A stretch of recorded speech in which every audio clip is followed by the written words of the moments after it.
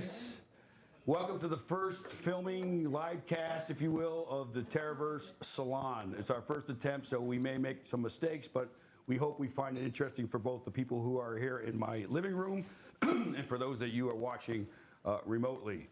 As you may or may not know, the Terraverse Salon is really all about exchange of ideas, intellectual stimulation, fun, and learning, and that's what we're kind of all about. We bring people from all over the universe in terms of diversity of thought, character, ethnicity, mostly character, right, Sean? We have a lot of diverse characters. We have a lot of character. Yes. Yeah. So we try to have lively topics. We try to bring stuff that's new, unique, something that I think most people in the audience would hope that they would enjoy hearing. We started this as just a small dinner party to learn about new technology, and it's grown beyond our wildest dreams. This, I think, is our 21st salon. We've been doing it for about 2 years. I'm going to introduce you to my co-host in a second here, John D'Agostino, who's been instrumental in putting this all together. It was really kind of his concept. He picked the name, he picks the guests. I don't know why I'm here, John. But any event, maybe because I provide the location, but that could be replaced as well, as I understand. You're also so cuddly. Oh, thank you, John. Known to be cuddly. I've ever heard that before. So in any event, we're going to kick off pretty quick here. We're going to have, as I'm going to go through the rules, very much for people who are new here. We have some simple rules, but they're important to make this work. Okay, so John is going to introduce our guest, LLOYD DANZIG. I'm going to introduce John. LLOYD's going to do a 30-minute or so presentation where he's going to be in control of of some slides. We're going to ask people to hold their questions till the end and their comments. And then at the end, John is going to moderate, as he always does, a very lively Q&A. And I'll let John explain to you the rules around the Q&A because he's very good at that. But I'll give you the house rules on the other stuff, and then we're going to get this thing going. House rules, pretty simple. This is a venue for the exchange of ideas, sharing, and for people to learn and share knowledge. It is not a platform for political points of view, although we're happy if you have them, you're welcome to share them, but this is not the place where we want people to be taking attacks on each other. So when you participate in the Q&A, and I hope you do, you can ask questions, you can share something with us that you might find interesting to us, and you're also welcome to disagree with anything any of us says and take a position. But if you do, we ask that you do that with the utmost respect. This is all about respect. You know, you can share. People here are not thin-skinned, so you don't have to be worried. I don't think we're going to have any. Should we have trigger warnings, John? It is a safe space. Okay, so we don't need. I'm not going to announce any trigger warnings. It's a safe space because there's like 3 Navy SEAls here that will kill anyone who tries to be an asshole. So it's literally a safe space. It works. So it's really important because when you talk to each other, instead of talking at each other, talking with each other, you find you can get a lot of common ground, and also you can learn something. Our room is important. So not only is our speaker important, as we find, the most important thing that we found from these sessions is that the audience is actually the star of the show. The people who are here were handpicked by John? No, some of them I picked. Because if you notice, all the good stuff's going to go to John, all the bad stuff's going to come to me, so you're going to know who picked who. But this is as John likes to call it, his curated crowd. And it's actually a very curated crowd in the sense that we bring people from a lot of diverse backgrounds, but people who want to bring something to the table, who offer a perspective that is useful, and who are also, I think, kind human beings, which is pretty much all I care about hanging out with these days. We have a no asshole policy. Yeah, kind of. Yeah, but then I wouldn't get it in. Well, it's your place. Oh, okay. Yeah. All right. So be respectful. Ask your question. John will try to get everyone. You have to come up to the microphone because we're filming this thing. We need to have you on the screen, so you'll find a way to walk around and get to the microphone. And LLOYD will do his best to answer your questions. And remember, we have 30, 40 people here, so let's let everybody have a shot. And we'll probably have an hour of Q&A. And then remember, it's not over then. After we shut the film down, then things really get exciting, and then you can have all the questions you want for the after party, if you will. So with that said, John, did I miss anything on the rules? Nope, you hit everything. Oh yeah, one more thing. You are being filmed. You all signed consent, as you know, the 25-pager that you signed, which I also now own the rights to everything you ever do, and I can do a meme or anything I want on you. So you should have read it carefully. So we got it, but it's the serious side. I make this joke all the time. The serious side, if you really don't want to be on there, one, don't get up to the microphone. Two, let us know. Jenna will try to put some kind of pixelation on your head, or she'll put some kind of deep fake and make you look like somebody else if you want. Give her a They name. put my face over any of you. That's basically how it works. Yeah. Yeah. So we'll do that, and just bear in mind, it is live. It is going out to different people, so keep that in mind. Okay, so let's get started. My co-host, the one, the only, John D'Agostino. You all heard of him. Everyone knows who he is. He's the guy all around town. He speaks all over the world. He's sought after by governments. He's sought, not like the governments that seek me out for a different reason, but John sought after for I'm a wanted man in many places. Put in jail. But the difference between the two of us, but John is sought after for his advice, his experience, and by governments and regulators. He's been doing that almost exclusively over the last 5 years, and he's become quite a commodity in the business. He also does emceeing for many organizations.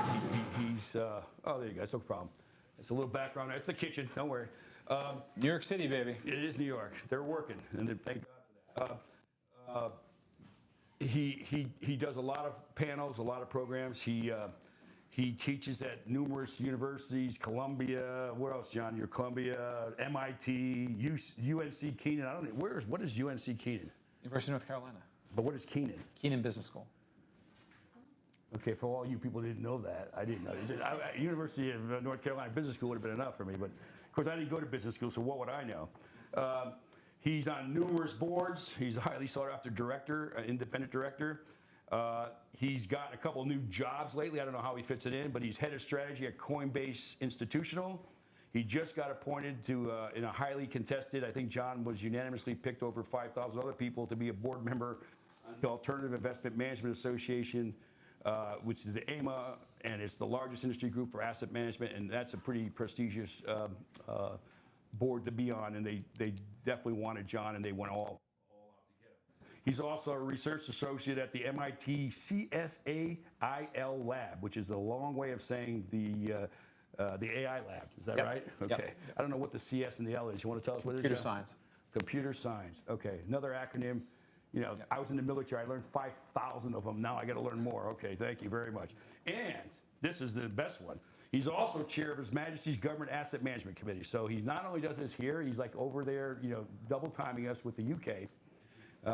And, you know, part of the colonizers. Me and Harry are like that. Yeah. So if anybody wants that's to me. To the UK, on top. and for people that know John, and I'm going to get off of John here because Lloyd's the star of the show, but for people that know John, he's also like the biggest envoy in the Middle East. He's probably the most sought after, you know, Caucasian American in the Middle East because he's been there since what year, John? 2002. 2002. He was there at the Big Bang when they started building all that stuff in the ocean with the sand blowing out of the bottom and all that crap. John was there at the beginning. He was the one who said, hey, you want to do a palm out here in the middle of the ocean? And then I came along and said, well, how about putting the world out there? And that one obviously didn't go so well. So John gets the good one, I get the bad one. But anyway, John's been there a long time. He did the New York Mercantile Exchange with the Dubai Exchange. He was the first guy to put together a commodities exchange over there. He's been really helpful in all their financial services businesses. They've become sort of the go-to place for crypto. They've been the go-to. They're going to be leading on AI. They're going to be leading on most of the technologies out there. They're taking a very leading edge on coming up with the right kinds of regulations so that they can embrace the technology and at the same time they're trying to be good citizens. Don't you think, John? I believe the UAE is likely one of our closest allies and instrumental. I think they're Switzerland 2.0, and as we devolve into Cold War 2.0, U.S., Europe, China, Russia on one side, U.S., Europe on the other. I think the UAE will serve that role that Switzerland served during World War II. Okay, John, I'm done. By the way, I am, unfortunately, I'm a semi-retired lawyer, and I'm working on a transaction tonight. I may have to step out from time to time. But John's going to take the show from here. Okay, John? You got it, man. So as always, extremely humble. John Altarelli is our generous host. And somebody who I've had the pleasure of being best friends with for going on 20 years at this point. and he's a legend in his own right and has done. I get Palomar now, right? You do. We are a common law couple. Now you got all these new jobs. I want to make sure. It teaches me a ton about how to actually negotiate real deals. So thank you, John. Thank you again for all this and for doing this. This is the reason this is so successful is that, and there's other versions of this in New York City. There's lots of versions of this, but everyone has an agenda. And this is the only one that doesn't have an agenda. And that's why it's lasted for 2 years. That's why we have to turn people away. And that's why the guest list is 500 people at this point. So thank you for continuing to be intellectually curious and support this. Okay, so he kind of went over the rules. You know the rules. Raise your hand if you're good at something. Like if there's one thing you think you're really, really good at. No, be honest, raise your hand. Raise your hand if you think you're, come on. Everyone's good at something, right? Here's what I'm good at. I'm good at detecting bullshit. So if you try to hide a statement in a question, I will figure you out. This is the only thing I'm good at. It really is. I'm good at nothing else but this. It's my entire career is just put makeup on me and sing me out on stage. So please don't try. And if you don't try, I promise you, I will get to you. I will extract the point you're trying to make. I will make you a part of this if you want to be. If you don't want to be, that's fine too. But just work with me and don't try to fool me because you won't, because it's all I know. So we have a very cool guest tonight who's someone I've known for a very long time, who's going to speak about a topic that I'm personally fascinated about. Because I think that this concept of gamification, so who doesn't know what gamification is? Be honest. Okay. Okay. So I'm going to, you correct me if I'm wrong. So gamification is introducing gaming components. So think of a video game. So gamified components into things that aren't normally associated with gaming. So it could be healthcare, it could be financial services. Like the way you interact with a company is changing. And they're utilizing the things that make games so addictive and so wonderful to engage with. They're utilizing that in virtually every area. So I want to choose LLOYD DANZIG, who's one of the only kind of dedicated gaming VCs, gaming investors really in the space. I mean, a lot of firms invest tangentially in gaming, but very, very few dedicate themselves to it. So first of all, LLOYD, thank you for coming. Thank you for having me. Quick round of applause for our guests. Make us feel welcome. Okay. So before we get into your presentation, I'm going to spend just 2 or 3 minutes just introducing you and talking about how we met and how this all worked, because there's 2 stories here. There's the stories of gaming, which we'll get to, and that's the main story, but there's a story of entrepreneurship and taking risk. So we sat in a diner like 8 years ago? Something like that. Okay. And you were like a kid to me back then. You were never a kid, but you were like a kid. I get ID'd and all the time. I don't even remember how we got introduced. We got Christina Doan, I think. We got introduced to a friend, mutual friend. It was Jenna. Jenna, that's right. And so and for some bizarre reason, she thought that I could be helpful to you. And we sat in the Red Flame Diner on 44th and 6th, right? And he was telling me about, like, you were working for different gaming companies and gambling companies, and you were frustrated and you didn't know what you were going to do. And you remember my advice to you? I know what my memory of it is. What was your version? My memory of it was that I saw there was a huge opportunity in gaming, and I said something like, I want to just be the guy who connects everyone and then gets a piece of their deals. Right, a broker. A broker, which certainly you can make a nice living in. And you sort of said, if from what I know about you, if you really want to achieve what you want to achieve, you need to be willing to put your name on certain ideas and really show that you have conviction behind certain bets. And I think I then said something like, well, what if my bets are bad? And I wish I remembered the way you articulated it, but you really, I think in that conversation, I came away feeling like, wow, John kind of gave me permission to fail in that conversation. Not permission to act unethically, not permission to act any way less than what my full work ethic is, but you really instilled in me that when you go out, you raise money from investors, if you act with integrity and transparency and good communication, yeah, everyone wants a big financial return, but even without that return, the integrity is important. I think that's what made me comfortable, that sort of permission to fail. You can fail with integrity. Yes, fail with integrity. And I think the phrase I gave you is, if you're going to be a bear, be a grizzly. Yes, there you go. And you had a superpower, which is you were young. Totally. And you could eat ramen and raise a $500,000 fund and just go try it and see what happens. If it failed, who gives a shit? You'll be fine. And so fast forward 8 years later, you're on fund 3. 2. Fund 2. Okay, Fund 2. Just announced Fund 2. You closed Fund 2. Closed it. Okay, so you're on Fund 3, Oh, yeah, technically. sure. Right? For any prospective LPs out there, we're on Fund 3. And you're the guy I now go to. I make it a point every 3 to 6 months to get time on your calendar because I want to stay smart on this asset class. And why do I want to stay smart on this asset class? Because it's enormous. So just a couple of data points.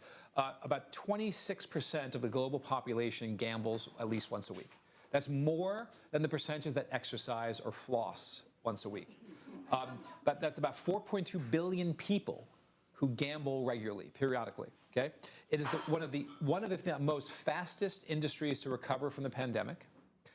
Over $10 billion in sports betting, which is up from only $1 billion in 2018, in 6 years. Extraordinary growth.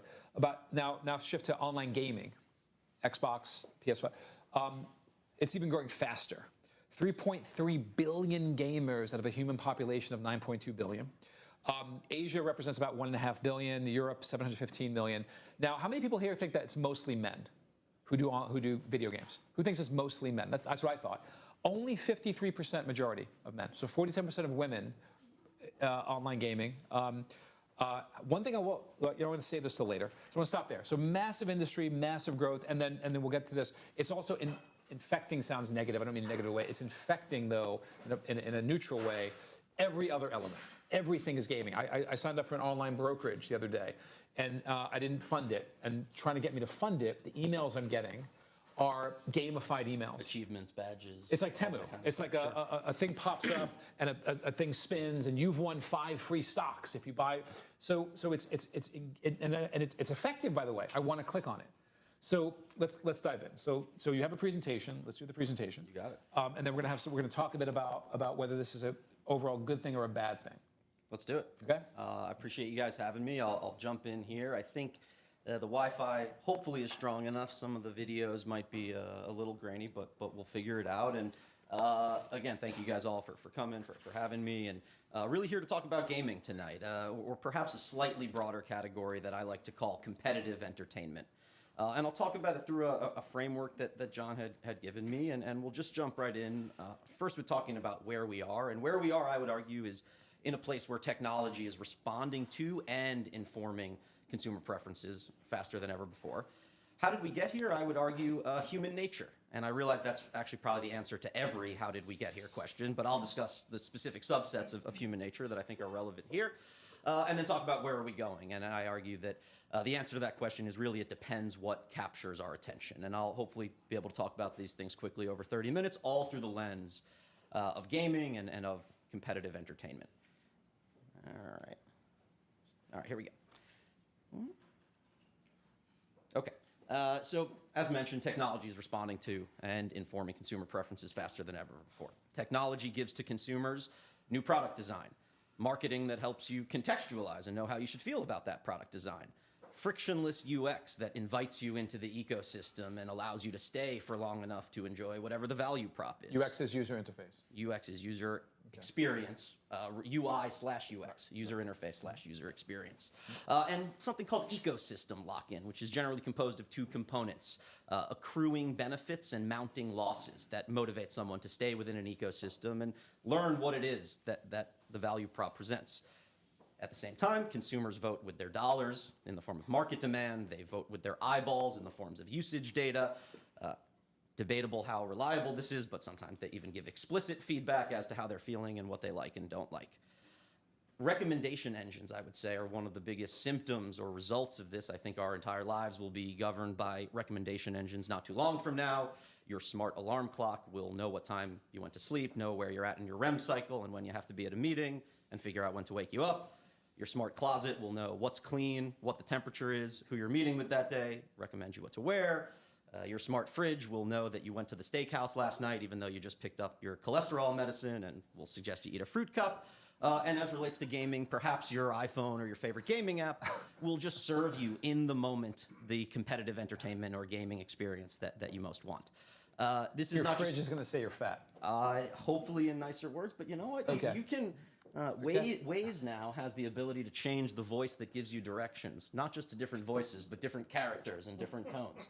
And I'm sure there is someone out there who might want their fridge to tell them they're fat when they're eating too much, and I'm sure that fridge will figure out exactly when and how to do that. This is not just conjecture. Spotify now has a DJ product. It has this generative AI voiceover that sounds like an actual radio DJ who's telling you, here's 3 songs you liked last year, here's 3 new songs. Netflix has a play something button. You click it, it plays something, it detects whether you watch it, watch all of it, watch some of it, watch none of it, iteratively improves the future recommendations. Those are pretty obvious. I am recommending you something. More subtle places that this pops up are actually quite ubiquitous. This is the deposit screen for an online casino and sportsbook, and it has at the bottom the different payment methods, and then you can see here this recommended deposit amount. When you make subsequent deposits, it looks at what was your last deposit, how much you've been betting, how much have you been losing, how much have you been winning, but it also looks at other clever things. If you have the Bloomberg and Wall Street Journal app on your phone, they will recommend you larger deposit numbers than if you do not have those apps. Sometimes we don't even need recommendation engines. Rather than recommending the best type of content, we can just have it all at once. Any American football fans here will recognize this is 7 hours of commercial-free football brought to you by the NFL Red Zone channel, and in particular, this is the ever-coveted Octobox, where 8 games are all at critical moments at the same time, and rather than guessing what people want to watch, we just get to watch it all at the same time. It is then not surprising, I think, that while people might say more than ever they understand the benefits of delayed gratification, they want them now. And the desire for instant gratification and maybe even the expectation of it is certainly higher than ever. This video went viral on, I forgot what platform, the other day. And you can imagine, many of us are long gone past our formative neuroplastic years, but had we been bombarded with this level of just visual stimulation, instant gratification, dopamine rush, how that might inform, the people that we become. As a parent, like that's my instincts are to like grab that kid and shake him and throw out all those devices. So it is, I think then, no wonder that I used to say social is the new search, but really it's visual search that is the new search, and it just happens to take place on social networks. 16 to 34-year-olds are now more likely to go to a social network for information about brands than they are to a search engine. Overwhelming majority of 18 to 25-year-olds say social media influencers have a big impact on their purchasing decisions. And in my opinion, it's actually no wonder why. Google is arguably the most successful company in history at indexing all the world's information and making it queryable. And still, if we go on Google and we search trendiest hotels in London, what we get is this, which is impressive, but it's kind of like a list of lists. There's a lot more cognitive load we have to undergo to tease this apart. Now, to be fair to Google, that's what the results looked like a few years ago. They more recently added a what do people ask? People who asked your question, what are other similar questions? And these are pretty good. People who are looking for the trendiest hotel in London are probably interested in some of these questions. And to give even more credit to Google, the most recent version of their search experience shows you this up top. Much more visual. We have 3 sponsored hotels at the top. We see little pictures. We see the price, the number of ratings. At the bottom, we have 3 hotels that are highlighted. We have a map that shows where they are in relation to various points of interest. And then there's this interactive bar in the middle where we can change the dates we're looking at. We can filter by top rated or budget or luxury. And that is a vast improvement over that first one that I showed you, but I think still falls drastically short of what young people today are getting acclimated to. Let's hope that this plays. If you go on Instagram and search trendiest hotels in London, you get a beautiful video that really spoon feeds, maybe not as many answers, but one particular answer to you. And every time I watch this video, I kind of want to go book the Mandarin Oriental in Hyde Park because they make it look so enticing. Those pancakes, the Michelin star restaurant, there's a great little room service in bed picture coming up.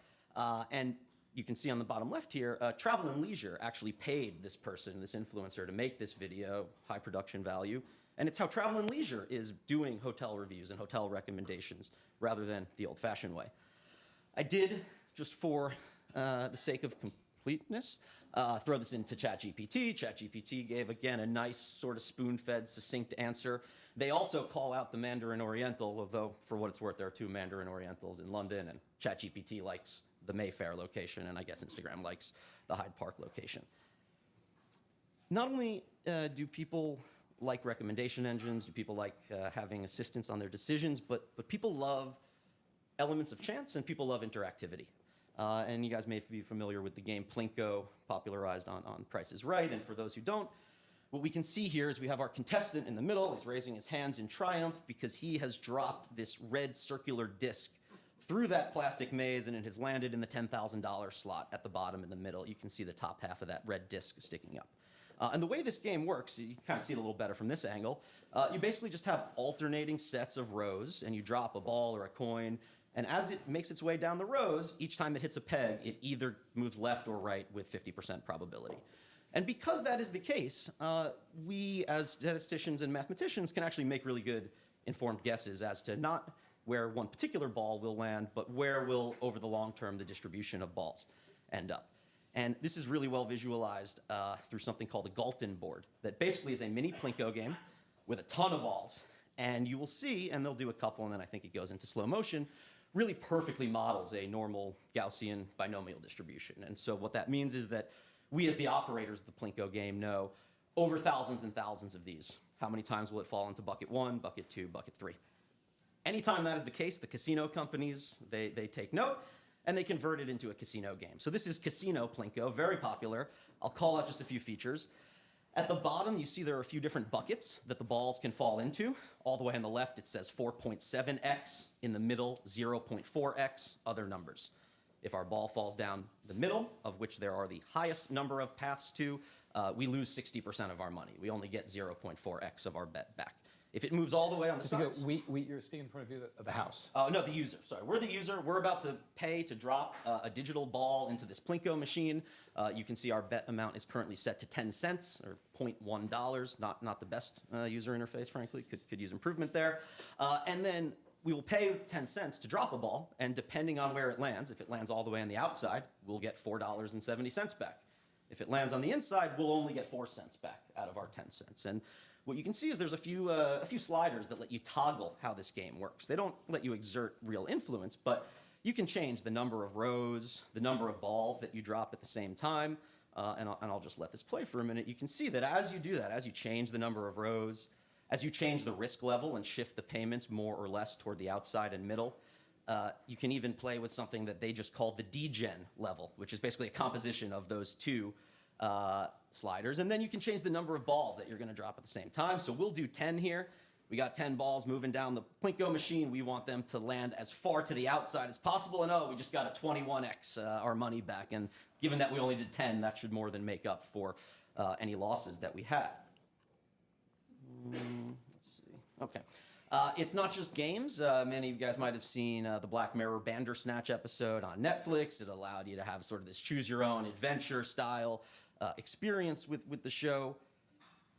And then I want to talk just for a moment quickly on this section about community, which I think is quite important. And this is, believe it or not, I think what is best described as a game, but it is interacted with on TikTok, and you can only play by commenting. You follow this account, and to play the game, you enter via comment the number 1, 2, 3, 4, or 5. When you do that, a circle with your profile picture pops up in that region and starts bouncing from edge to edge. And when you hit the edge, any non-colored edge or any square that is not the color of your team turns into the color of your team. So any faces in the little green box, when they hit the blue edge, those blue squares turn green. And the goal is to either take over the whole board or have the most surface area when the game ends. Not only can you enter by commenting, you can see at the top and the bottom left. If you like the post, if you comment, if you send emojis, you can speed up the rate at which the little circle with your face in it bounces across the edges and therefore turns the other colors to your color. How many people play this?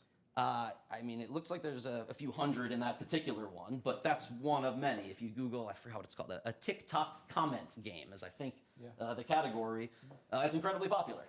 No video game controllers, no downloads. You're just following effectively an account/live stream, and everyone who's playing is interacting purely by commenting and purely textually, and then on the end of the account that's running it, they just have some basic computer vision tools that can read a comment coming in and effectively convert that into a game command. And the account owner is monetizing that through ad sales? Presumably ad sales. I mean, if they want to do something else, it's like anything when you have an audience, but it's...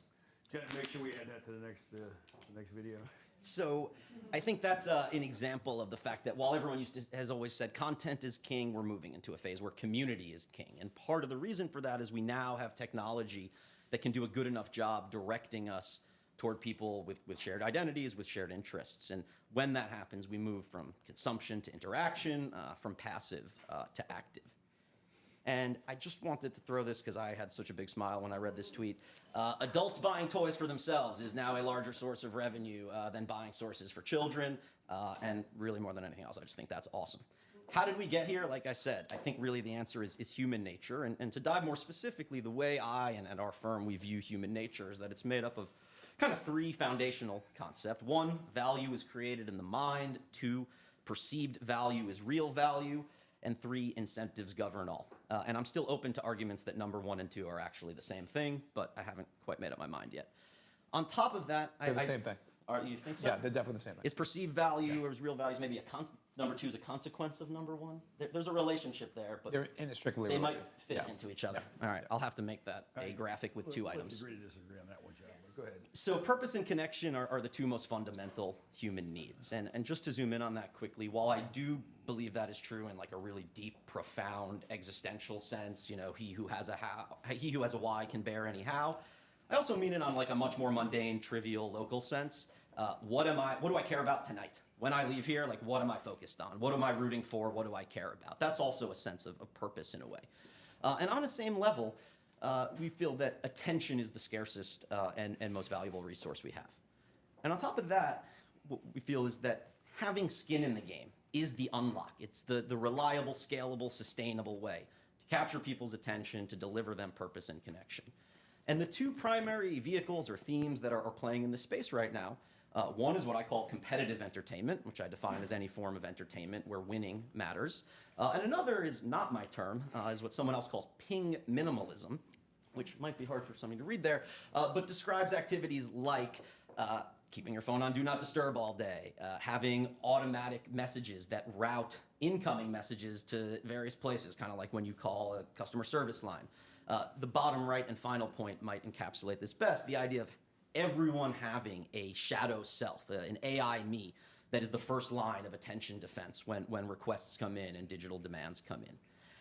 And when I talk about human nature, one thing that I think some people forget or fail to appreciate, that things like gamification and gambling specifically have existed since the dawn of man. This is a Mesopotamian game called and a 6-sided die that is believed to be one of the first ever recorded records of people gambling before 3000 BC, more than 5,000 years ago. Not only do people like gambling, people are terrible at making decisions. And I think one of the reasons why is best shown by Barry Schwartz in The Paradox of Choice, where he does this experiment. They go to a supermarket, they do a table with 24 choices of jam. You can come up, try any that you want, and then get 50% off. They do the same experiment, but with only 6 choices on the table. More people stop at table 1 with more choices on it. They have more free samples, but very few people in group 1 actually make a purchasing decision, whereas far more in group 2 do. And the paradox of choice refers to the fact that somewhat perhaps counterintuitively, as there are more choices available, the likelihood of a decision being made goes down.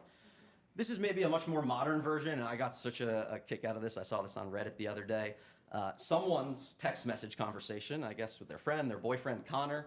Do you want a large or small fries? They are both $1 at Sonic. Connor responds, and immediately we see he's maybe the indecisive type, and says, just get both?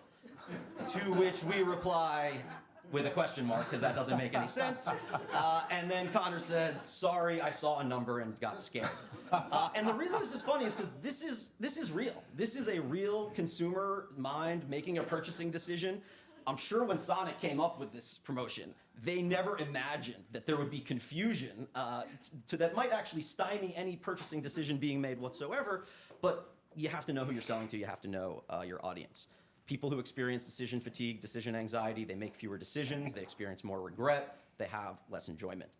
I guess these 2 points are one, value exists in the mind, and perceived value is real value. But in any case, assuming you buy into that, I think a consequence is that there can be positive sum transactions, or there can be a whole new universe of positive sum transactions that would not exist otherwise. Define positive sum transactions. Positive sum transactions being one where both parties come away better off. Not a zero-sum game. Not a zero-sum game, a positive sum game. And my favorite example of this comes from our good friends at General Mills, who came out with Betty Crocker Cake Mix in 1947. And it was a scientific marvel at the time. non-perishable powdered mix that you could put in the cupboard. Does anyone use the word cupboard anymore? I don't think so. That you could put in the cupboard and at any time just mix with water, put in the oven, and your guests would have decadent, moist, fluffy cakes indistinguishable from that of the bakery.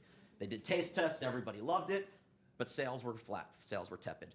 They went out and did customer interviews. They found out that the people buying this and preparing the food for their guests would get all these compliments. Their guests would think they slaved away in the kitchen for hours. And the people buying the cake mix felt like they were kind of shortchanging. It was just too disingenuous. So probably some marketing guy somewhere said, all right, let's change the mix a little bit so that people have to add eggs. And we'll come out with this whole new promotion. Betty Crocker cake mixes bring you that special homemade goodness because you add the egg yourself. And it turns out that when people have ownership, when people have skin in the game, they love it. And that is why, to this day, when you buy instant cake mixes, for the most part, they do require you to put eggs in, not because it's scientifically necessary, but because people like to have a little bit of ownership. A more modern version, anyone who spends time in London might know Dishoom. It's a group of Indian restaurants. And they, coming out of the pandemic, like many, noticed that no one was eating at their restaurant Monday through Thursday before 6 p.m. So one guy said, okay, why don't we give everyone a 15 to 20% discount on their meal if they finish before 6? And it turns out that if you weren't already going to eat chicken vindaloo at 3 p.m. on a Tuesday, a $3 discount is probably not going to convince you to do so. So someone else came up with the idea, if you finish your meal by 6 o'clock on a weekday, why don't we bring over a 6-sided die to the table, and if you roll a 6, your whole meal is free. And the economists in the room will tell you that a 1/6 chance at a 100% discount is economically identical to a 100% chance of a 16.7% discount. And you also get this cool little key ring here.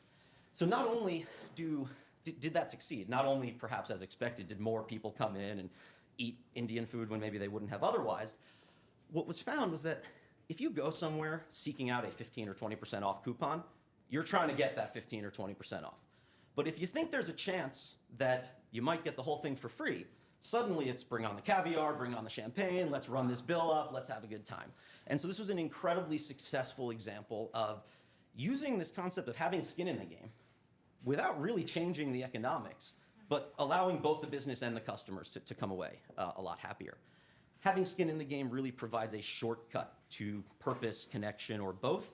And I've always argued that sports and gaming in particular are actually exclusively in the business of purpose and connection. If you're a sports fan, if you're a gamer, audit all the money you've spent over your life as part of those fandoms, and what do you have to show for that in return? I would argue that the purpose and focus and motivation that you've had to root for your team and care about the outcomes, and the connection that you have with your friends and family and other fans and fans of the opposing teams and things like that. When people place $25 wagers on DraftKings, I would argue they are psychologically classifying their deposits as entertainment expenses, not as capital investments from which to earn an ROI. And so what are they getting? What kind of entertainment are they getting? A bet on a sporting event is a shortcut to having something to root for. It is instant membership in the fraternity of people who placed the same bet or a slightly different bet or the opposite bet, and you can all celebrate and commiserate together. And it's really just a ticket to competition and to camaraderie.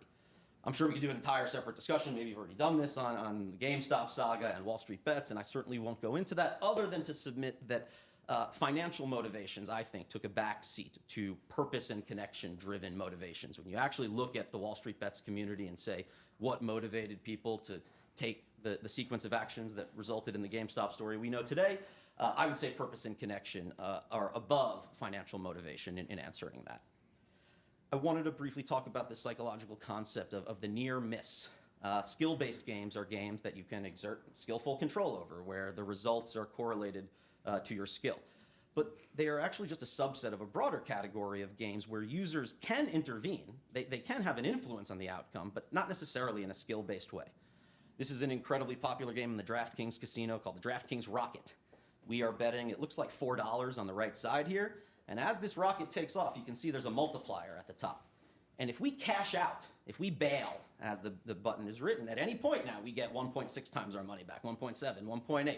But if, according to a random number generator, the rocket explodes before we have the chance to cash out, before we have the chance to bail, as it did there, we get zero. We lose all our money. There is no skill. You cannot be good at this game. You cannot be better or worse.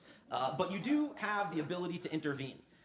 And so what this ends up instilling in people is oh, I was about to cash out that time. I was about to bail off the rocket. I gotta play again. I'll do it the right way next time. Do we have another? So how Yeah, go ahead. you only ran 2 simulations there? If we let it go, it would probably go longer. That was just a live stream video of It has to be dynamically adjusting because like reasonable traders would take a 20% return in 5 seconds every day, all day. but it could crash at one point. It could crash between 1.0 and 1.01. Right, okay, fair enough. So it's purely random number generated, and that's exactly right. Daniel Kahneman does a great experiment. He shows how flawed some of our intuitions are about things like near misses. He asks us to imagine we bought 3 lottery tickets, or 3 different people bought lottery tickets. 974-435, 965-324, and 865-325. And now it's the big night of the lottery drawing. The first number up is 8. The next number up is 6. 5, 3, 2, 4. And so what you'll notice is that the holder of the first ticket was off by 1 number in every slot, up or down. The middle ticket holder was off by 1 number, only in the first slot. They had 9 instead of 8. And the rightmost ticket holder was off also in only 1 slot, but the last digit. They had the 5 instead of the 4. And what's interesting is most people universally agree that they would lose the most sleep if they had bought that ticket on the right, and they would lose the least sleep if they had bought that ticket on the left. And Kahneman says that the degree of frustration is thought to depend upon the ease with which the more desirable alternative outcome can be imagined. He gives another great one. Imagine we're playing a game where you are going to pick 1 card each from 3 different decks. Doesn't matter the order, you choose the order, but if all 3 cards that you pick are red, you win the game. Deck A has 90% red cards, Deck B 50, and Deck C 10%. When people are given this game as a task, you must successfully complete a turn in order to leave the room and collect your fee, everyone starts on the right side. They do the efficient route that minimizes the total number of cards drawn. But when this is phrased as like a jackpot lottery, hey, you have 5 turns to do this, and if you get 3 red cards on any of those, you win $10 million, everyone moves from left to right. They kind of want to stay in the game as long as possible and don't care about efficiency as much. Last marketing-related tactic I will mention, this is actually a British gasoline company. I replaced pounds for dollars just to be a little patriotic here. They had a promotion and said, when you come and get gas, we will give you a piece of paper that has half of a British pound note on it. And if you get 2 matching sides, the left and the right of any of the notes, they had, I think, 50-cent notes up to 10,000, you come into the station, give us both halves, and we'll give you that amount in cash. And most people figure, okay, there's probably a ton of 50-cent half notes out there, not too many 10,000s. And everyone goes, they get gas, and they find tons of people are getting half of these 10,000-pound notes. And they're like, this is great. All I have to do is go a few more times. Surely I'll get the other half. What they didn't realize is that the trick was that they printed 99,998 left halves and only 2 right halves. And so perhaps the moral of the story is sometimes we need to update our definition of what a near miss is. But more specifically, what is always pointed out is that near misses encourage future play even when the results are random, and therefore there is no possible data that you can glean. The best hypothesis as to why that is the case that I've heard, I don't know if this is accurate, is that people, whether they realize it or not, interpret near misses to mean their luck is changing. And one of the reasons gambling is such a big industry in Asia is that in a lot of Asian cultures, fate has a very special place in people's lives. The idea of tempting fate or manifesting fate by rolling the dice is almost like a noble activity, and the concept of fate for many is very inextricably interwoven into these type of activities. To finish up here, where are we going? Like I said, I think it depends on what captures our attention. For as long as there has been technological progress, there have been people saying, oh, we're going to get more efficient, so we'll hold output constant while reducing input, aka hours worked, and everyone's going to have all this free time, and it's going to be this nice leisurely society. And smart people said this too. John Stuart Mill talked about the stationary state economy. Bertrand Russell wrote In Praise of Idleness. John Maynard Keynes talked about the 15-hour work week.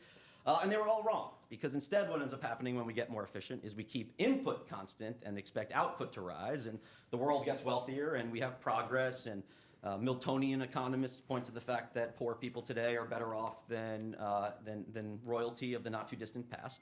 But what that ignores is that a lot of people, I think, experience happiness on a relative basis, in relation to what they see their peers with. And so none of these revolutions where society is going to reclaim their time have ever really panned out.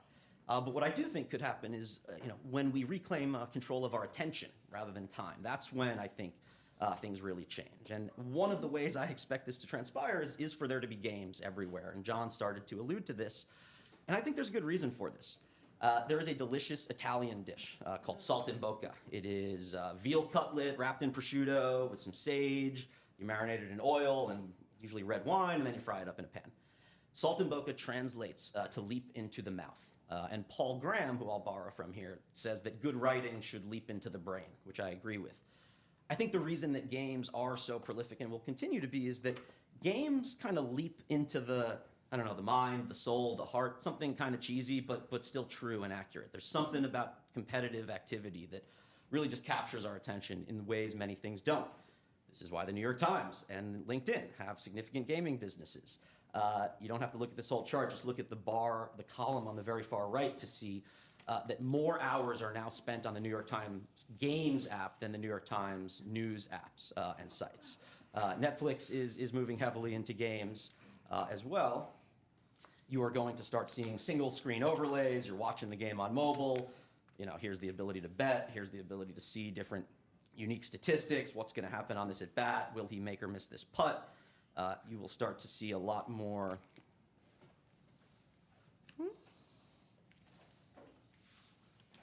watch parties, the ability to video chat or audio chat or do text-based chat with your friends or strangers while you're all watching the same game together. As you're sitting alone at home. As you're sitting alone at home, a little Ready Player One-ish, perhaps. Okay. The poker industry has done this quite well, incorporating live video chat into poker games.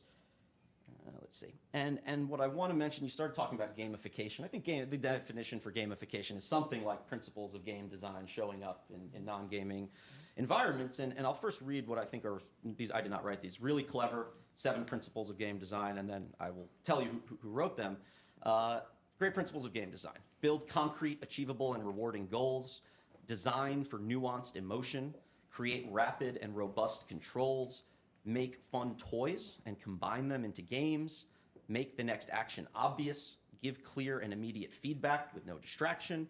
Balance high perceived skill with high perceived challenge. Probably good parenting advice as well, but this is actually not written by a game developer. This is written by the CEO of a company called Superhuman, which is an email client that is very popular among VCs and Silicon Valley startups. And he has built an email client that has gamification features, rewards for sending a certain amount of emails, clearing your inbox with a certain amount of time. And if you talk to VCs or you talk to Silicon Valley startups who use this, they'll tell you they are significantly more efficient because the gamification elements roped them into the platform and helped them learn and discover it. And once they discovered all the features, they found it was far superior to Outlook, Gmail, or whatever your favorite client is. I think this is the last major comment I'll make on where we are going. One of the things I think we are most constrained by in our entertainment and interactions is how relatively low bandwidth and therefore high in lossiness our typical communications are. I always love the quote, if I had more time, I would have written a shorter letter. It's usually attributed to Mark Twain, but then I heard recently that's not even true. But it does a good job, I think, explaining that it takes a lot of cognitive load to get the thoughts from our minds into the minds of other people. If you've ever tried to enter like your password on a Roku on one of these keyboards, it is the most frustrating, maddening thing ever because your mind moves so much faster than your output channel possibly allows. It looks like all of you guys are probably old enough to remember when text messaging first started. You had to pay 8 cents to send a text message, 2 cents to receive. Did you just call my audience old? I am merely making a statement about the age they were when mobile phones became ubiquitous. And so you guys likely in that case remember that if you wanted to type the word boy, right at you. You would type the number 2 twice because the letter B was the second character on the 2. And then you type the number 6 3 times because that's O and then 3 times on 9. And then someone came up with T9 word or T9 predictive text, which was smart enough to know that if you just typed 269 and it was near the word girl, that you wanted to type boy and not cow or box or any or a number of other words that I guess you could probably make from those same letters. And that really increases the rate at which we can get thoughts from our minds into the mind of others. Of course, we then had Blackberries and then eventually touch phones that had full QWERTY keyboards and then speech to text, add that little microphone button. People here have probably seen Minority Report, where Tom Cruise has these cool gesture-related gloves on. He handles a bunch of information. It is not at all sci-fi. If you've driven in a new BMW recently, they all have this gesture-based infrastructure for controlling the multimedia and entertainment system. And then, depending who you ask, one supposition as to where we are going is something like computer brain-machine interfaces. You have a small microchip, plugs into your brain, it detects electrical impulses, converts those into what we would consider thoughts, and then can use that to interact with either other brain-machine interfaces, other computers.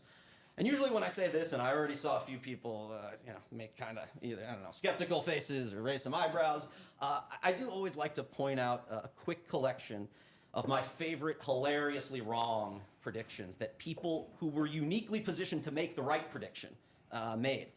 I think my favorite one is everything that can be invented has been invented. That was by the commissioner of the US Patent Office in 1899. I think there's a world for maybe 5 computers. That was Thomas Watson, 1943. Who the hell wants to hear actors talk? Founder of Warner Brothers when they were contemplating non-silent movies. This telephone has too many shortcomings to be considered as a means of communication. This device is inherently of no value to us. That is an internal memo from Western Union in 1876. I see little commercial potential for the internet for the next 10 years. That's Bill Gates in 1994. And I think this last one is actually my favorite. Not within 1,000 years will man ever fly. Wilbur Wright, literally 2 years before he became the first man to ever fly. And so to summarize and finish up this section, where are we going? I think it depends what captures our attention. My hope is that it's this combination of competitive entertainment and ping minimalism. I think there's probably a better term for ping minimalism, but we'll find it.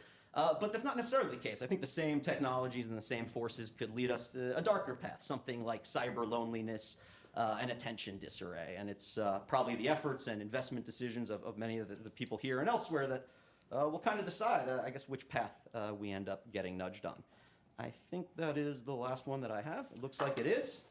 Happy to chat. This was really good. I'm gonna let you have the whole story. I'm gonna cry. I'm so proud of you. Like like what you've developed over the last. Okay, this is fantastic. So there's so much to unpack here. Wonderful. This was probably our most elegant and eloquent presentation we've had at any of our 2 years of salons. You did a phenomenal job. Phenomenal job.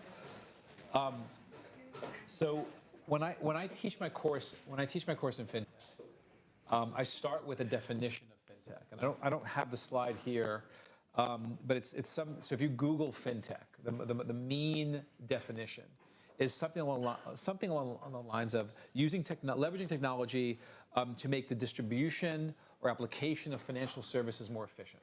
That's a good definition, but then I change it to my definition, which is to manipulate human behavior to accept a different way of distributing financial services. And that's my understanding of how I believe financial services. What I heard you say a lot of is exactly that, is thinking about how we are being, and manipulation has a negative connotation, sure, but how we're being influenced to accept and tap into innate human condition of desiring competition, and so on and so forth. So my first question to you is, you mentioned at the very end these two sort of paths we can go. One is empowered, one is dystopian.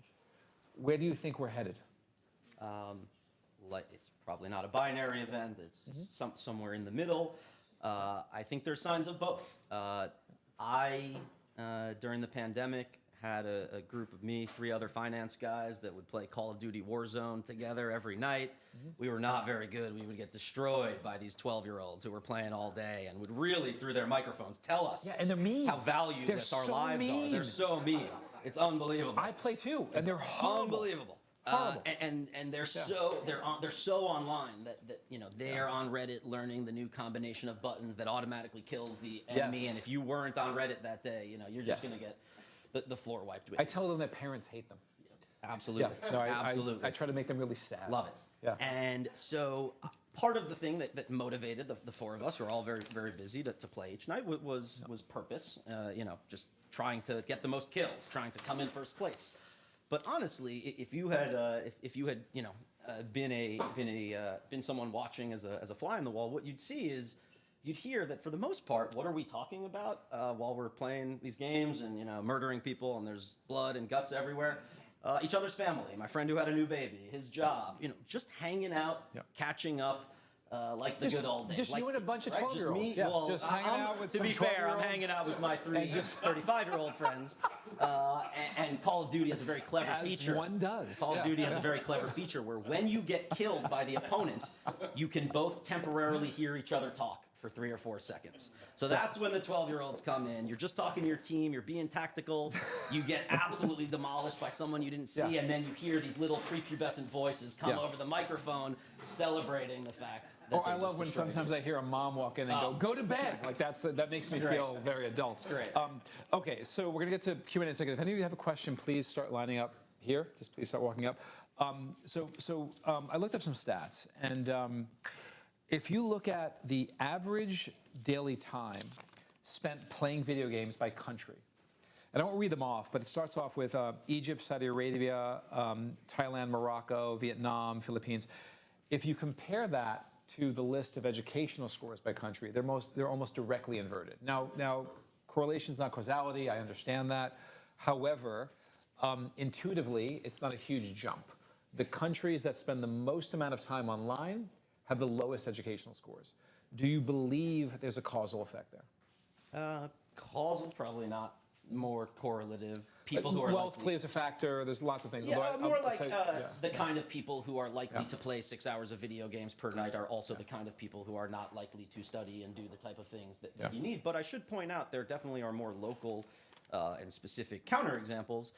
The Drone Racing League, for example, which also has a purely video game component to it. The actual Drone Racing League is people controlling real drones that fly around a course, but they have a purely video game sort of training version of that.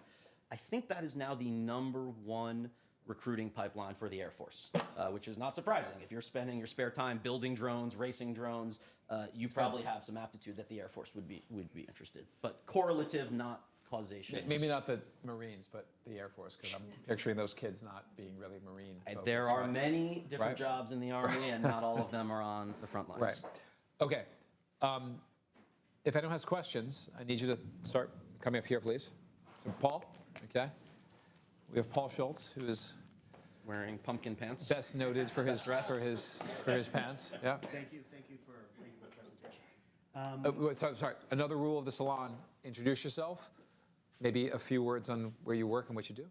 Yep. So Paul Schultz. I'm sorry. Raise the mic.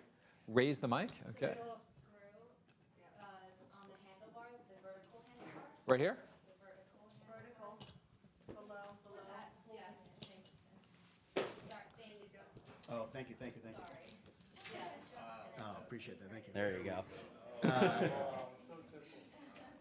Yeah, again, so Paul Schultz. I've known the Johns for a couple of years. I've been coming here every couple of months or so. I work for a hedge fund based in San Francisco, and I live in New York City now. I guess my comment and question is, the first time that I saw the documentary Social Dilemma, it really scared me, right? And for me, it revealed the advertising model was really these engineers that are trying to change behavior to really mainline you this dopamine hit, right?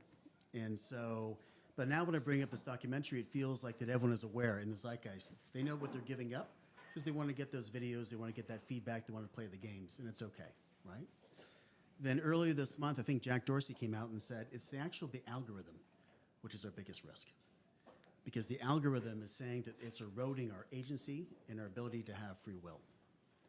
So my question is that how much do we really understand what's going on these phones, on these apps, the gamification of all this process?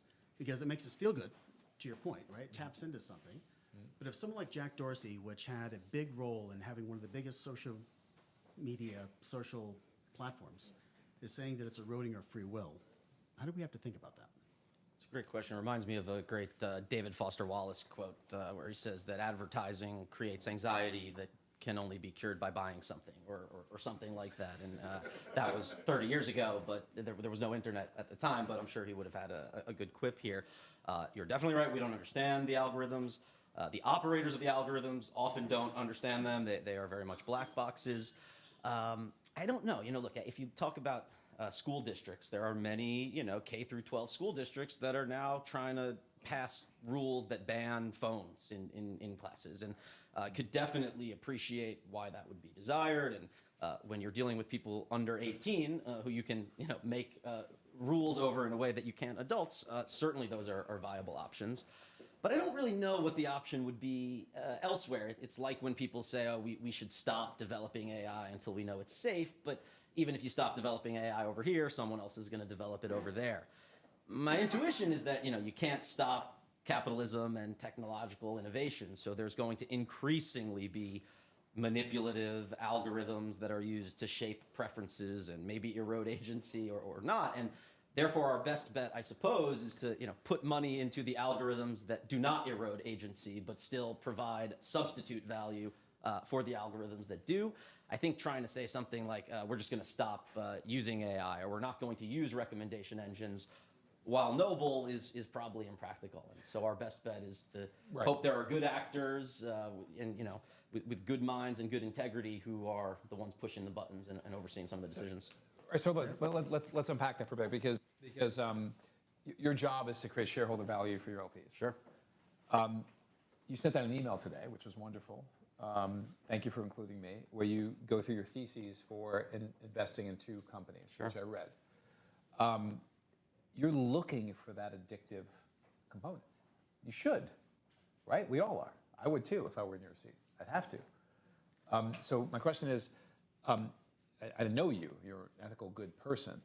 Capital is flowing to those solutions that create addictive behavior. It has to, right? I think that, especially in the gambling industry, people avoid the word addictive at all costs. For all you regulators out there on the live stream. Which means it's incredibly accurate and relevant. Sure, and no question about it. And so I think that it's tricky. Just philosophically, I've always believed everyone should be able to do whatever they want, as long as it doesn't impact anyone else's ability to do whatever they want. Sober, well-minded adults should decide how and when to spend their money. And I certainly know, and most of my social circle are people who love to gamble as a purely healthy, sustainable entertainment activity, and they get more utility per dollar betting on a game than you can't have fun very cheaply in New York City these days. Obviously, whenever you have technology like this, I think it's estimated that on sites like DraftKings and FanDuel, about 1% of their user population is likely to or has a potential of developing unhealthy and unsustainable behaviors. That's crazy low. That's Come on, 1%. I guess it depends on the threshold. So don't quote me. I believe there is a specific definition of problem gambling that is used, and generally 0.5 to 1.5% is the estimate for percentage of player bases. My hope, and when I talk to some of these folks, I always point out, because we can learn this just by looking at other overseas markets that legalized sports betting 15 or 20 years before we did. And what you learn when you view those markets is that over the short term, it could be valuable to, let's say, pursue maximization of revenue per user, even at the expense of those users' health. But over the long term, that is actually not profit maximizing. It is profit maximizing to not allow problem gamblers on your platform, to not allow the negative headlines and friction, and then eventually, and this is what has happened in the UK. In the UK, for example, the government came in and said online slot machines can never be played for more than £2 per spin. Previously, there were people doing hundreds or thousands of dollars or pounds per spin. So not only do you want to have a sustainable industry, you do not want there to be enough public backlash that causes regulators to implement policies that erode your margins more than it would have eroded your margins to just safely block a few players. So I'm not saying it will happen that way, because when you're a CEO of a publicly traded company, sometimes you're incentivized to hit this quarter's earnings. But I believe unequivocally over the long run in most areas, and in this, the morally correct thing and the long-term profit maximizing thing are actually the same. That's a great point. Alex, you're up. What's going on, familiar faces? Alex Othmer, I run a nonprofit, and I'm a veteran. 2 questions for you. Question 1 is, can you talk about dopamine and how it plays into all of this? And then 2, what do you think the government's role will be in gamification in 20 years from now? And then what do you think it should be 20 years from now? I'm always going to advocate for the lowest possible role for government, if at all possible. Since, as I did say, I do think like the socially conscious thing and the profit maximizing thing are the same. I'll make one particular comment with respect to online casinos or casinos and dopamine. I'm forgetting the exact terminology, but casino architects use a phrase, something to the effect of variable response frequency or something like that. And it refers to the fact that when we do not know the frequency or rate at which future dopamine hits will come, we tend to use things for longer. You're doom scrolling social media. From these psychologists' perspective, it is because the next post might be the jackpot, might be the one that gives you the information, the dopamine rush that you were looking for. And if that happened every 8 posts or every 8 seconds, it would lose the spontaneity and you would stop being as engaged.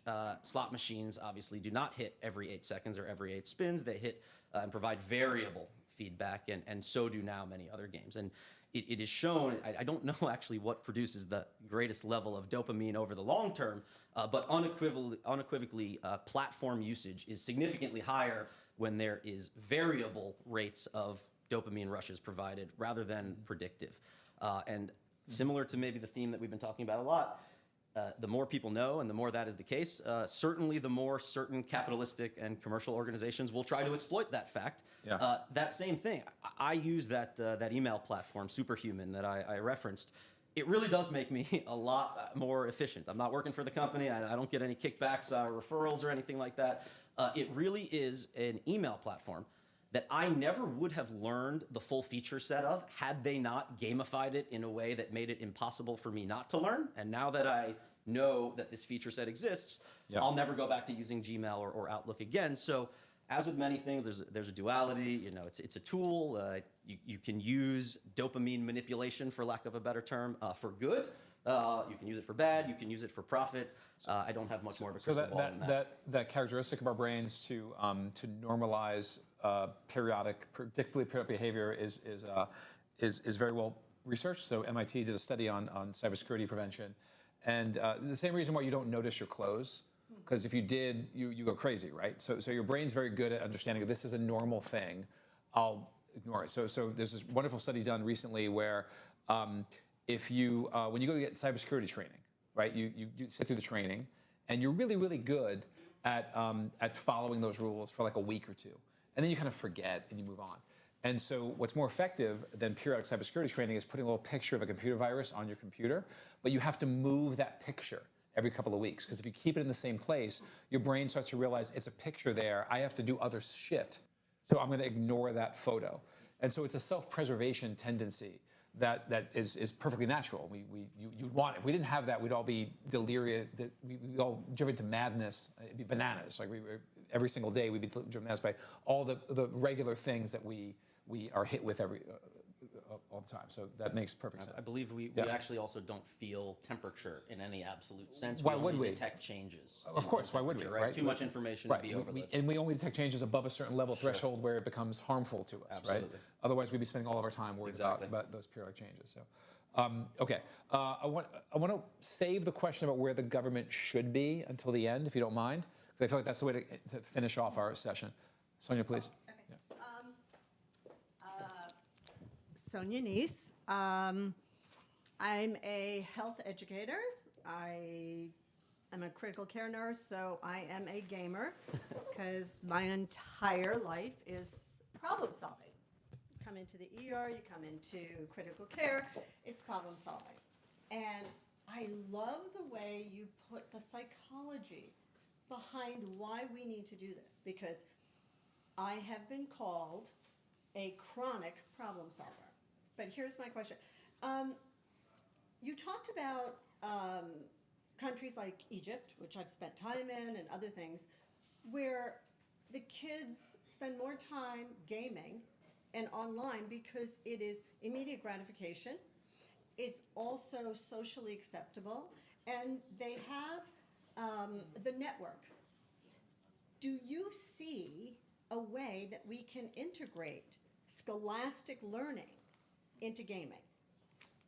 I hard question, but the one that I think is an easy question is, should there be more game design elements and gamification within learning? And I think that is obviously yes, and that often the best forms of gamification, we actually don't even realize you're using an app, you're using a product or service, and for whatever reason, you just keep using it and you keep trying these new features and you don't realize it's all these little micro animations, the vibration when you hit the key, the way some confirmation email gets sent. And to me, there's no question, as a non-answer, but hopefully partially answer, one fascinating thing I've observed about people is I've done a lot of recruiting for machine learning engineers and data scientists who are going to be put into sports analytics related roles. And I cannot tell you how many people I've come across who were presented with analytics related opportunities in the past, but in different contexts. And they hated it. It made them nauseous to even think about the problems. They didn't want to work on it. And then you give them the exact same problem, down to the letter. The keystrokes, the pen strokes, the steps they will have to take to solve it are identical. There's not even one that's different. But instead of predicting healthcare outcomes, they are predicting, will the Yankees win tonight? And suddenly the person who was completely disinterested in all these previous analytics exercises, they come alive, they leap to life, they want to work on it in their spare time. And so I think there is something there where you get the right elements and you get things that people are passionate about, and suddenly you unlock abilities to have people want to learn rather than what never works. It's just trying to force someone to learn. So not a direct answer, but those are the first two thoughts that come to mind. Well, I personally think that gaming might be one of the newest diagnostic tools. What's that one? Cahoots? Isn't that what all the kids do? Is I think They do, they yeah, gamify yeah, quizzes. they do Someone the laughed. Cahoots and Must have a everything. kid who plays Cahoots or something. But the truth is, when you have a child who's a visual learner versus an auditory learner versus ADHD, behavioral, when you put them in front of a computer and it is not this pressure of a piece of paper that is singular, right? And you give them the opportunity to be in a group with others and interacting and doing their best, whether they fail or succeed, you're learning their skill sets. So once they learn their skill sets, they become confident. Okay. So I guess basically I think there is a great opportunity to take gaming to the point of teaching children how to learn, how they learn, and then giving them the support and letting them be the best they can be, whether it's on paper, whether it's in front of a crowd, or whether Right. it's gaming.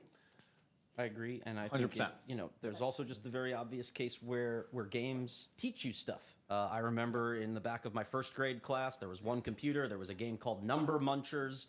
It basically forced you to learn your multiplication tables. That's a horrible name, by the way. And I would never I let a child loved play a game trying called to have- Number Munchers. Like, that's And just I loved horrific. trying to be on the Horrific. scoreboard, and I probably, out of an Show effort of to be hands, on who the would have their leaderboard, child play a game called Number Munchers? I loved it. I would recommend Of it course. highly. You degenerate. Yeah, fine. Number Thank you Munchers is for great. Sam, I'm happy you're here too, because so many concepts he was talking about are applicable to trading, and Sam's one of the best traders I know. So introduce yourself and praise. please, yeah. Wow, I know. I'm Yeah. flattered. Thank you. First Well, he's off, my first boss, Whoa. and he hated me. Whoa. Which No, was I reasonable. didn't. I was an You asshole. haven't. Again, yeah. talk about the No, so perceived, I want- perceived yeah. versus. In all seriousness, excellent presentation. I mean, Thank really you. wonderfully put together, wonderfully presented, wonderfully articulated. I was his mentor. Was. Yeah. Is. Clearly. Still are. So we can do this band. Sam Gare. I'm the former, well, I guess I'm most famous for being John's first boss, but formerly the CIO and COO of NYMEX, CIO at FINRA. Now I run a hedge fund called Katana Financial. We focus in, guess what, energy and crypto. But mostly algorithmic trading. And so we do a lot of deep dive, machine learning.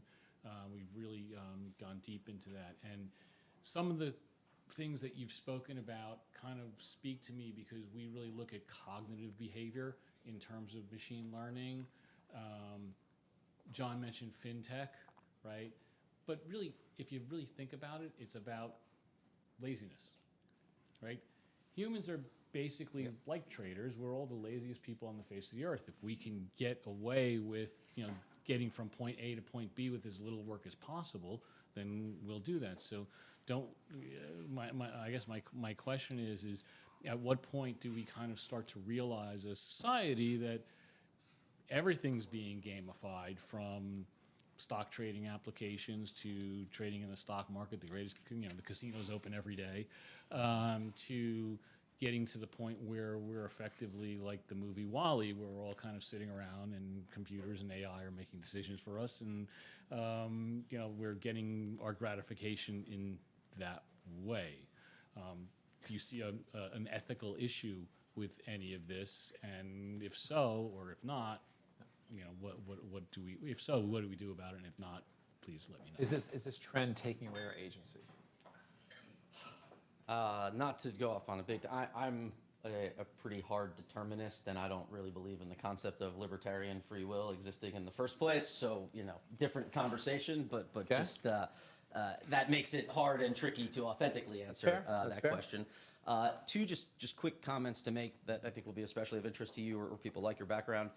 Not only is obviously gamification moving in to finance, but there's also a financification of gaming, if you will. Many problems that exist in gaming, poker in particular, something called skill-based gaming, where you're getting matched up against someone else of an equal skill level. They really, at their core, have liquidity challenges, and creating liquidity pools and market makers who can underwrite and always be there to take orders on each side, so that as a user, when you log on, whatever action you want to take can be taken, is a huge area of continued infrastructure development and interest. And all the big market makers and stock exchange groups now have venture groups and biz dev groups that are looking at real money gaming and saying, how can we reimagine challenges in this space as ones that are actually liquidity and market microstructure challenges? And I think that's an interesting element. On the other side of it, gamification of finance, it's a double-edged sword. On the one hand, there are a lot of people who now know what it even means to buy and sell a stock because Robinhood exists. Even if they lost money, and even if they made a negative expected value trade, and even if they bought GameStop at the top. So who doesn't know what Robinhood is? Come on, be honest. Who doesn't know what Robinhood is? Everyone knows Robinhood? Nobody. Okay, all right, good. Now, I don't believe you, but keep going. the double-edged sword of the incredibly intuitive, welcoming user interface that Robinhood developed is the only reason they developed it is that so they could sell that order flow to Citadel and the likes and advertise to market makers. Do you want to trade against the most recreational, most retail order flow ever? Well, guess what? We designed such an easy app that it will only attract people of that ilk. And so I think you will definitely continue to see. There's an equivalent. Dumb money was perceived to be dumb money prior to the meme stock raid, which bit a lot of these guys in the ass, but it was perceived to be dumb money. And there's an equivalent of this, by the way, in sports betting. There are things called sports betting exchanges, and there are market makers who take both sides of bets and agree to provide certain amounts of liquidity to those. There are actually algorithms that do that in trading. So Susquehanna has a group that operates out of their Dublin subsidiary that trades this algorithmically as an asset class. And in the sports betting world, similar to Robinhood, there are companies that go out and they make the most easy to use, almost child-friendly sportsbook product possible, so that then when they go to market makers, they say, imagine what kind of person is going to use this app. Don't you want to trade against that type of order flow? And I think Robinhood Citadel was just the beginning of relationships like that, certainly not the end of it. But not to take up too much time, but Please. exactly my point on the ethical concerns of where that goes. And I know as a trader, specifically an algorithmic trader, what am I talking about around ethics, specifically being from NYMEX? But in all seriousness, the ethical ramifications of democratizing the casino, in effect, democratizing Las Vegas and having people kind of being able to transact this way in and of their free will at all times. I mean, there's definitely big questions. The one, I think, underappreciated benefit of more people gambling and trading is that I bet you would agree with this, there is a frustrating, almost terrifying shortage of people in the world who understand basic concepts about probability and expected value and decision theory. So let's let them gamble. And if that's what's going to help you understand that even though the unit economics of one particular transaction are uncertain, the long ones are certain. You were suggesting the financial equivalent of throwing your child in the pool to learn how to swim, right? I wasn't going to characterize it that way, that's what but you're saying. I suppose so. I will argue almost every single example when I hear fund managers opine about the democratization of finance, where they say everyone should be allowed to invest in my fund. It's almost always a fund manager who's underperforming the S&P. It's almost always a fund manager who can't get any other asshole to invest in his or her shitty fund, and they're frustrated. So they're basically saying, I want people who don't know how to read a prospectus to be able to invest in my fund with one click, because I think I'll raise more money that way. Almost, you don't hear Ray Dalio talking about the democratization of finance. Ray Dalio wants to have less people invest in his funds than more people. And again, I won't take up any more time, but my last statement is, and how does that work out? Thank you. You gave me the, like, be patient. You may have the last, we have time for one more. So if one more person wants to ask a question, get online. I'll be quick. We have 9 minutes left. I'll be quick. My name is James Fitzgerald, and I'm an entrepreneur. I work in the security and facilities and real estate business.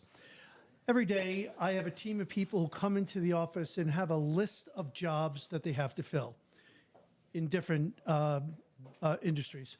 So I think of Geico, I think of big industries, and I think to myself, has the gaming industry applied programming to filling jobs so that when people are closing leads or filling jobs, turning it into almost a gaming experience so that people are almost like, I hate to say it, crack, like, oh, yeah, like, ding, and you get some coins, and I just closed 3 jobs. And like now they want to close more jobs, because right now I think people close jobs and like, yeah, okay, I close it. Here's another one. Here's another one. But in gaming, it's almost like I want to close another job. Just because you said people who are searching for a job, or no, at their in job? my company, Or I have recruiters. clients that give us jobs, and I have people that come into a service department and they have to close and fill these jobs all day. When you say job, you mean like A repair function, job, a function. security Okay, job, okay, yeah, fine, okay. functions. They Okay. need to So find. internal corporate gamification of their regular job So function. my people need Okay. to find the right vendor to fill that job in security or in real estate or. Okay. Yeah. So are companies using internal gamification to To make excite everyday jobs people more? to like. Yeah. Are companies using Excite internal their brain. gamification? That's great, because most jobs suck. Sure. So are Yeah. we applying gamification to make those shitty jobs more interesting and fun? Absolutely, and Yeah. one of the examples of, well, I thought you were first asking about a recruiting firm actually filling jobs, Sorry. but my answer actually kind of applies to yours.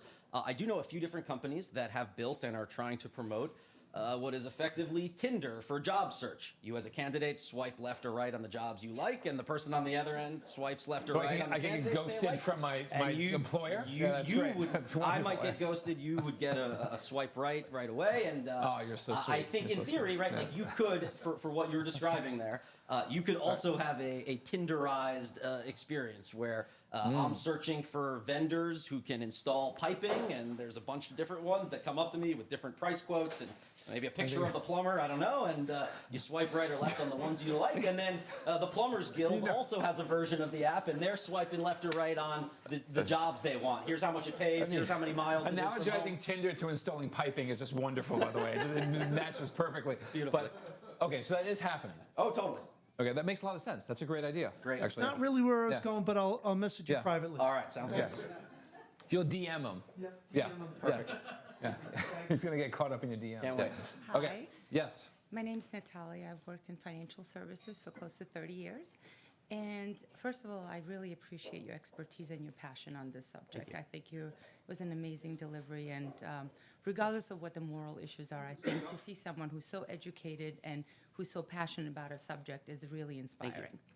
I have a question for you, because I think that for all of these algorithms to work and for it to capture my attention, because where my attention goes is where my energy goes, And I feel all of us are born with a certain amount of energy. It's like you have a credit card with a certain amount of money on it, and how Definitely. you spend it as you go through life is a big question.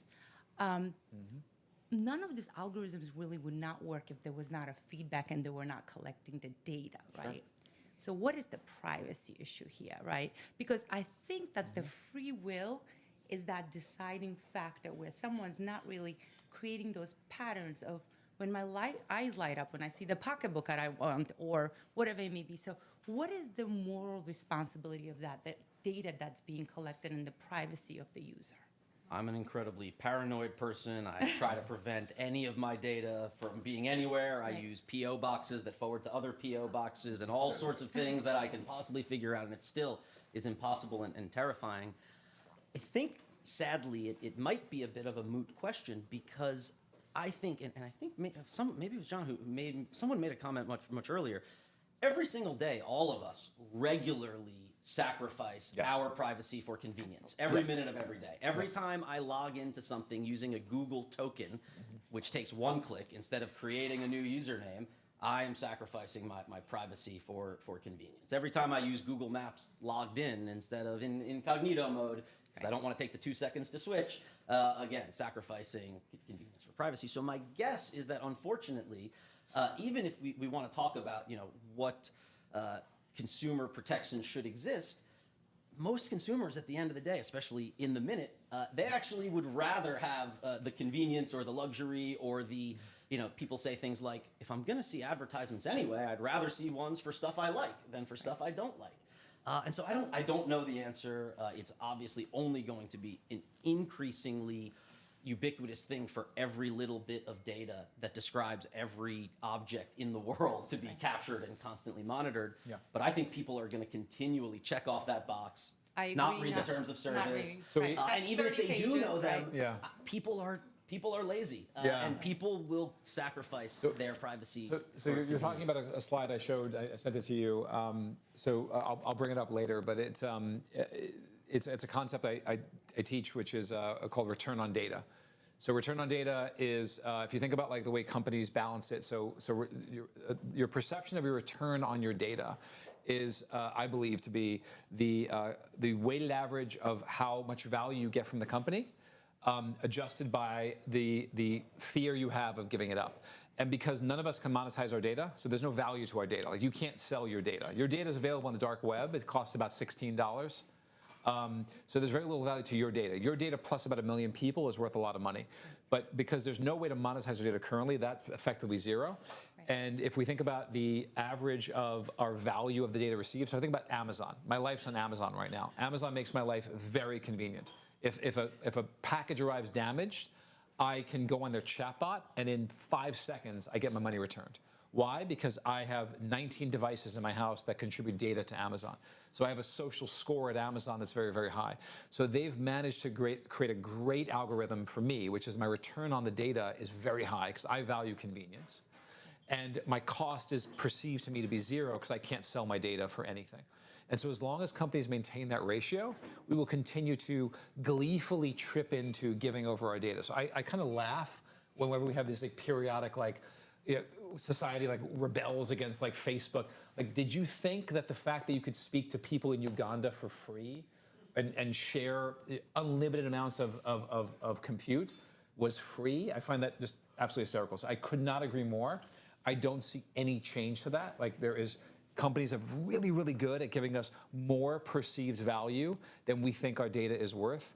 And until that changes, and there's folks in crypto and blockchain trying to like allow you to monetize your personal, until that changes, what you're describing, as bad as it is probably to society, will absolutely continue. I think the key word is perceived, right? It's all perception. Right. Well, perceived value. I have an investor who's also an entrepreneur who is building right now a dating app with no swiping. You just connect your YouTube, Spotify, and Netflix profiles, I believe, and they match you based on not your stated preferences, but your revealed preferences. Why not? You also go out with each other, the two accounts? They go to dinner. I don't know if the accounts. They send back a report how it went. I don't know. You'll have to ask them. But what I will tell you is people are emailing this guy with their usernames and passwords in plain text saying, please sign me up.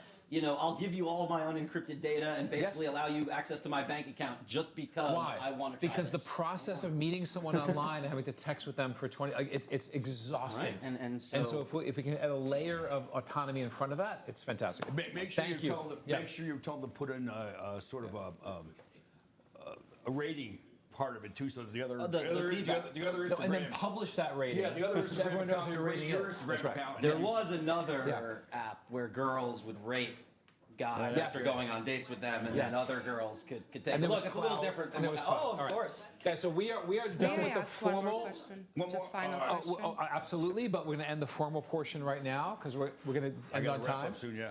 I'm going to wrap up the official portion, then we'll go to the non-filmed portion, so you guys can all go nuts.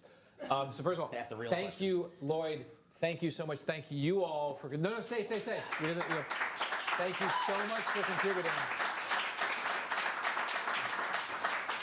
Bring friends.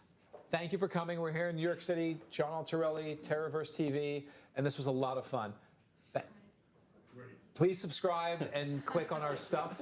Yeah, follow us on TikTok, Instagram, Follow us on our- YouTube, Tinder. Where else are we, John? Grindr. All right, so by the way, if people yeah. want to know that little formula John gave you, that's called the D'Agostino's theory of general relativity and privacy, and it's copyrighted, so don't even try to steal that.